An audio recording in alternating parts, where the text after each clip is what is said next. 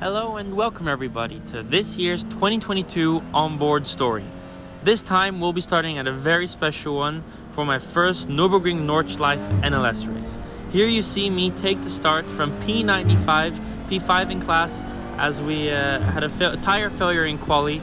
Luckily I got a good run on the cars ahead, and at this point already moved up 4 positions. Turn 1 braking zone can be very scary. And given it was a 4-hour endurance race, of which I was going to drive the first 3 hours, I wanted to make sure we get through lap 1 and especially through T1. But in any case, we're 5 positions up already.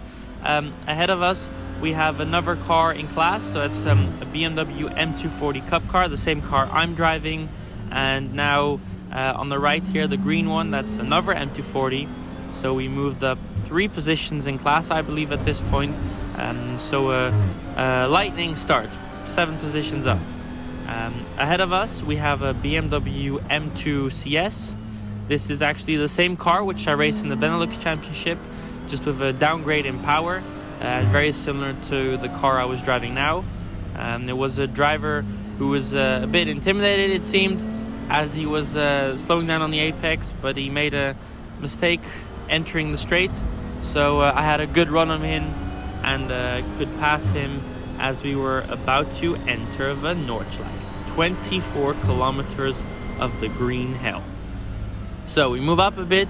Here we see some battling going on, of which I could profit and move up another position as we were about to prepare for a nice twisty section. Ahead of us we have another M2 CS and an M240, which start fighting each other here at above 200k, where they got a bit scared, and so another mistake or another opportunity which I could profit from with a good slipstream run up this fast straight, doing about 220 kilometers per hour.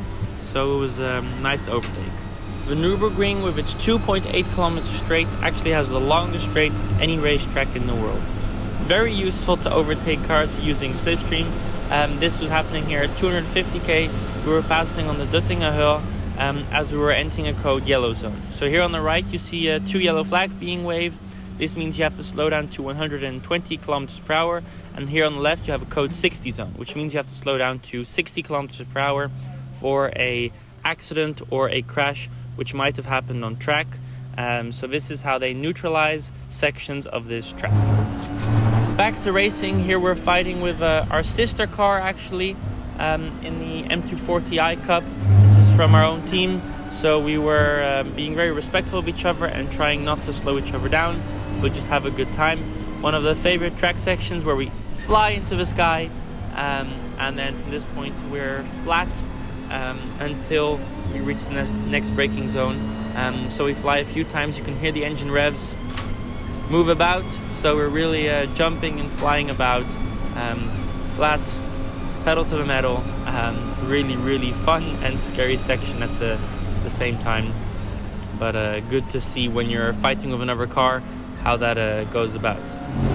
Here we were encountering our first bit of traffic, so we had the GT3 cars in front, which makes it a lot more exciting and also difficult, and the car in front made a small error, and fortunately got away with it. It opened up a door. However, given we were trying to help each other and not compete, I gave him the space to regain. And at the end of the following straight here, breaking into T1, I managed to overtake him and continue our journey and battle onwards. Sadly, it didn't last very long, as on the Duttinger on the following straight, small thumbs up as he passed me again. This was a back and forth battle, pushing hard and fighting with other cars on track. The sister car in front made another mistake, which I could luckily profit from, moving me up to P2 in class. So I was very happy. Here we skip forwards to the following lap, where a Porsche Cup car passed us in the fast sector for sure, and on the outside an Audi R8 GT3 passes us as well. Amazing to see how these faster cars with a lot more downforce can carry incredible speed as the GT3 car goes around the Porsche Cup car. This also made me realize how incredibly excited I am to race these cars later this year in Italian GT. So yeah, Back on the Duttinger Hill, of course, the sister car M240 in the slipstream could pass me again. Luckily, this didn't last for long, as battling on track, he braked a bit deep into the entries of one of the fast straights. So I got alongside, and with a side toe, I actually got in front. However, then he got my side toe again, and at this point we were nearing 200k, and there's a quick twist, a quick snappy corner where I decided not to carry it around the outside. As you can see, the bumps just move you and to the side, and I knew there was another point I could pass him, and that happened. Coming out of the carousel, I got a very good exit, and again a small direction change ahead allowed me to get alongside and pass him. So we were back up in P2, ending our stint here at the NLS race. Entering the final corner, we managed to overtake one more car before we were entering the pit lane. Between the guardrails here, we swoop in and brake hard to slow down to 60 kph, which is our maximum pit speed as we're entering our box where we prepare for the next stint. All 160 entries had a minimum pit stop time, which we would split over three stops. At each stop, we would have to refuel the full car. We would do a tire change, and of course, very important, clean the windows to make sure we could see when we were back behind the wheel, because we were a bug killer, let's say. But yeah, going out for the final stint here, I believe, cold tires, so it's a bit slip and slidey, but you catch up fast. Here we entered a point which you would usually call traffic hell. Up ahead we have another M240i Cup car ahead of us, so we have very similar pace, and then ahead of that there's two slower participants. Usually the higher the speed difference, the easier it is to get past. However, here with the M240 up in front, which wasn't very decisive in making an overtake, it held me back, and then I couldn't get along or past him, as then you had the slower cars in front slowing me down.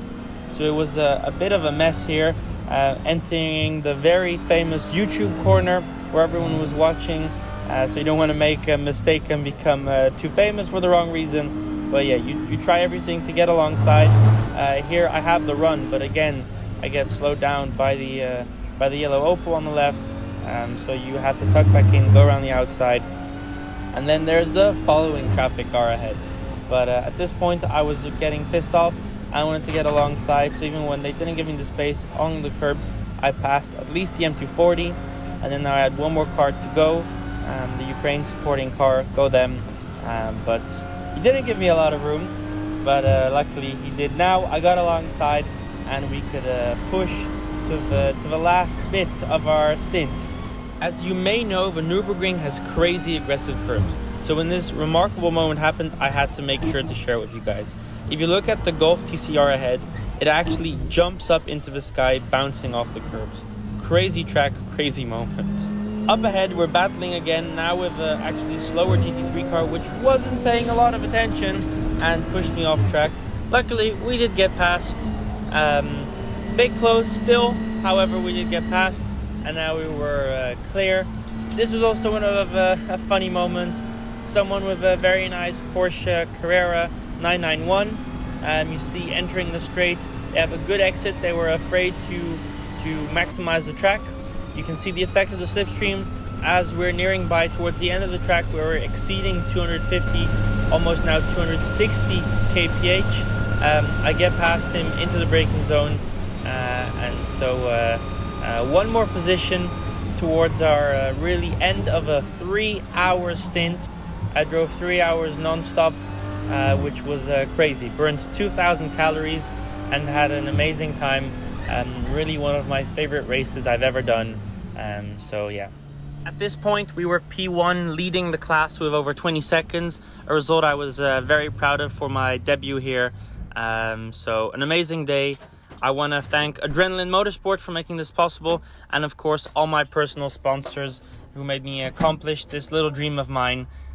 So I can't wait for more and to take you guys along for the ride next time.